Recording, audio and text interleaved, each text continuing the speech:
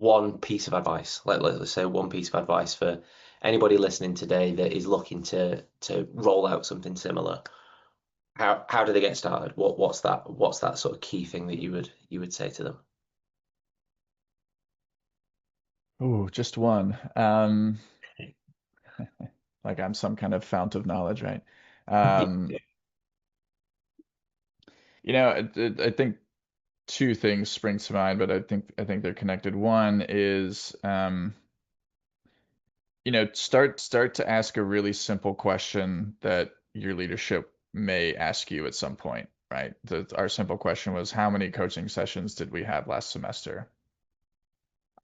We can pull the data that shows us how many appointment summaries were submitted by people that we call success coaches, but that is not the definition of a coaching session, right? Some of those might have been emails, some of those might have been phone calls that never went through. Like there were so many different ways people would be submitting this form that was counting towards what we would have previously, so figure out a really simple data point that you would, or figure out a really simple question that you want to answer, and then go see if you can answer that question using the data you currently have at your disposal.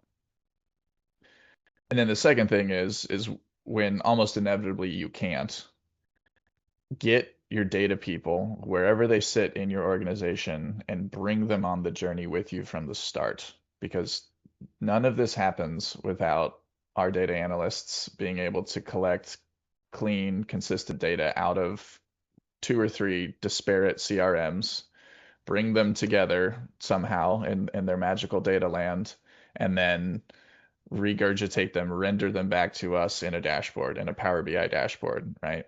If those folks don't really understand the strategy behind why we're collecting this data, don't really understand what we're trying to render the data into so that people can use it, if you have to go explain that to your data analysts week after week and they're not just in those conversations hearing it, it's a lot more difficult of a process, and you're going to result with things that data people want to see and not things that, leadership and staff of people who are dealing with students want to see.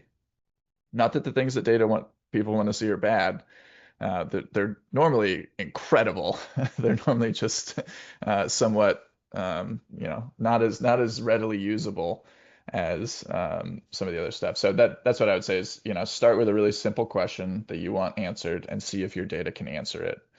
Um, if it can't answer it, or if you think it can answer it, but a data person comes in and says, no, actually, that's not what this means, then keep those people around and insert them into that kind of vertical structure of empowerment and move forward, just trying to answer that question and see where you get.